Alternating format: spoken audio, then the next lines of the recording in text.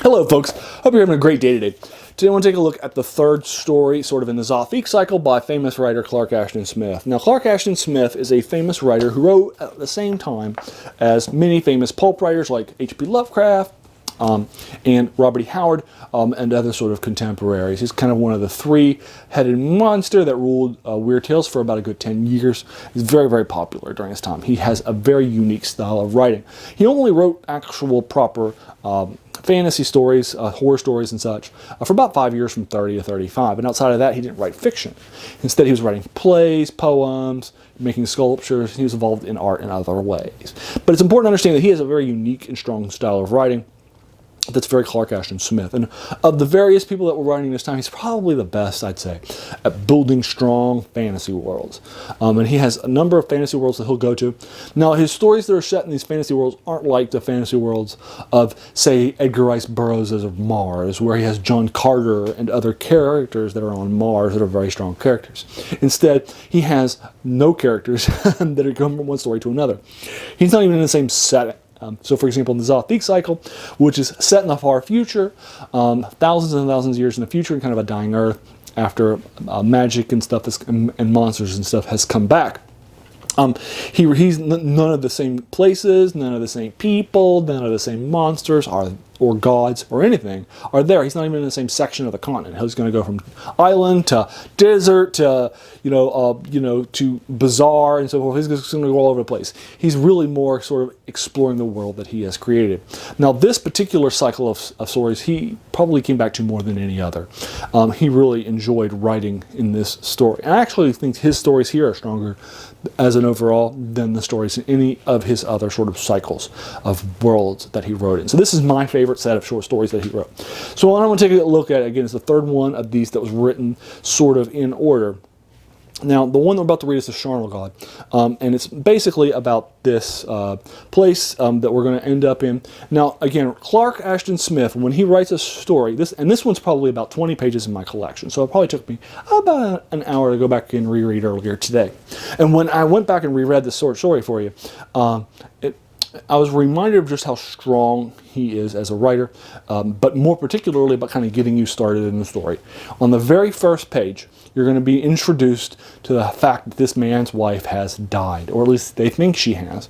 He is telling this innkeeper in this far-flung city, far away from where him and this woman grew up, and they're now been recently married, that she has this medical condition that will make her seem like she's ready to fall asleep, ready to die, but in fact she's just asleep, and is subconscious, and she will rise again after a day or so to wait. But unfortunately, the innkeeper has already called in a doctor. The doctor's already found that she has been medically dead, and has already reached out to the local temples. And the local temple there's a cult to a death god in the city. The death god's name is Meridian, and the death god here in the city is one who is where they basically feed the god the corpses. Basically, the corpses are being fed to the god as basically a means of cleaning out the mortuary and so forth. And so this short story then will follow what's happening and so forth. Basically, what's going to wind up happening is that our hero here is going to want to follow. He's going to attack the priests. They're coming for his wife. He's going to follow them learn more about the city, follow them into the temple, and try to secure his wife. So of course you're going to find out what's happening, who these people really are, who the god really is, and a lot of these sorts of things. You're also going to be introduced to another set of characters too, a necromancer and two of his apprentices. And this necromancer has lived in this city now for a few decades, and what he does is he has come up with an arrangement with the local priests of this god, and that the sort of priests that he has will be practicing his necromancy on them, raising them from the dead, and so forth, but then giving them corpses back, and then also giving them some additional corpses too, as sort of payment.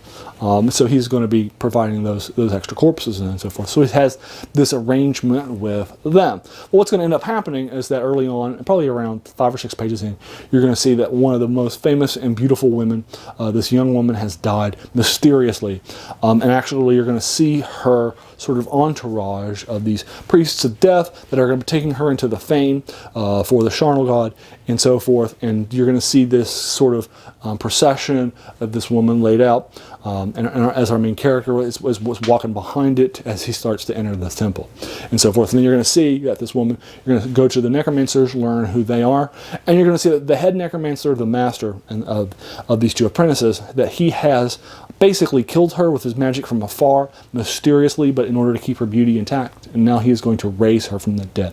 Him and his apprentices are going to pierce the temple. They're going to raise her from the dead so that she can be his wife, and his his zombie animated dead wife. He's not resurrecting her. She died, but in order to do that. And so what's going to end up happening is that the Necromancer is going to enter the temple at about the same time, of course, that our heroes is entering the temple too, and of course they're going to hit each other, and forces are going to collide.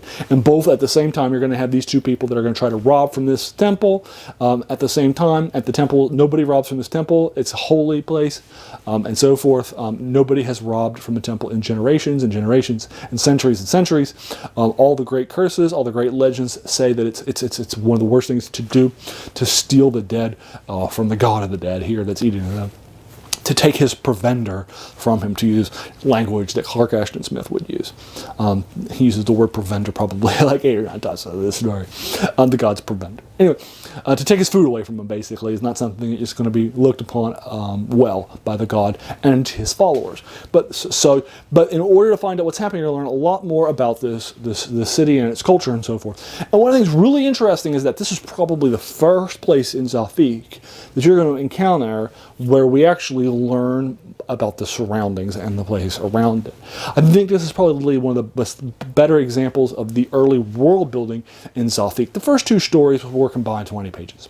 And so the Empire of the Necromancers was in and out, and you were in and out pretty quickly. The Isle of the Torturers, which was the second story, you're in this small city-state as soon as everybody has died on the day of the death of everybody from this plague, except for its ruler and a couple of slaves, and then you wind up on this island and in the far-flung seas, and then that's it. There's not this massive world building. You're not going to find out that much about the island. You're not going to find out that much about the city-state. You're not, again, he's not going to spend 15, 20 pages for you learning the city-state that he just created for this world, and then just had everybody die in it. He's not going to get you invested in it as a reader, and then start to kill everybody off in it. So that's not who he is as a writer. He wants to get you into the story. He's willing to skip the first act.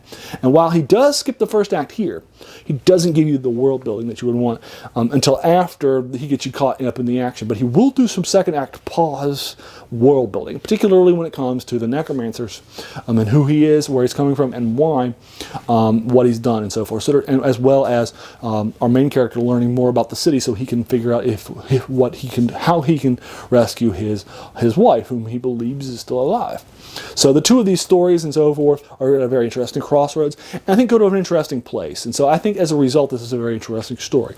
I don't think it's my favorite short story from the Zothique cycle, but it's probably one of my top 5. Probably in the back half of my top 5. I also like that this has more room to be fleshed out and so forth. Again, it's like twice the length of the first 2 short stories. So when Clark Ashton Smith gives you a 20-page short story, you're going to know that he's going to give you 20 strong pages of story, because that's who he is. He's not somebody who's going to be frumping around with your time. His entire collection has tons of stories in it. It's like 200 pages long. This is not a guy who's going to be spending a lot of time, with the short stories, and so forth. So again, he has a strong sense of style. I think this is a very good example of it. This story, once again, is the Charnel God, which takes place, again, in sort of this sacred fane, dedicated to the god of the dead, and as well as his priests, set in this sort of trading city in the world of Zothique. So that's, if you've read it before, I'd love to talk with you about it more. Have you read the series by Clark Ashton Smith or other things by him? I'd be happy to sort of engage you. If you want to talk more about what happens at the end, again, I'm not going to be giving you any spoilers, but if you want to engage with what happens after about the halfway point, which is where I stopped at for relating the story for you, I'd be happy to sort of engage you with that further. Also, if you want to if you appreciated this video, if you liked it, there's no reason to hit the subscribe button. There's going to be a lot more reviews to follow. My passion with this channel is to explore how much I love all of these old classics that are forgotten in fantasy, science fiction, and fantasy. So these sort of 3 separate genres, and this is a story from the 30s, is definitely an example from the fantasy genre that I think is a forgotten classic by a forgotten writer. But again, I'd be happy to engage with you further if you'd like to talk about this or any of the other stories of Clark Ashton Smith.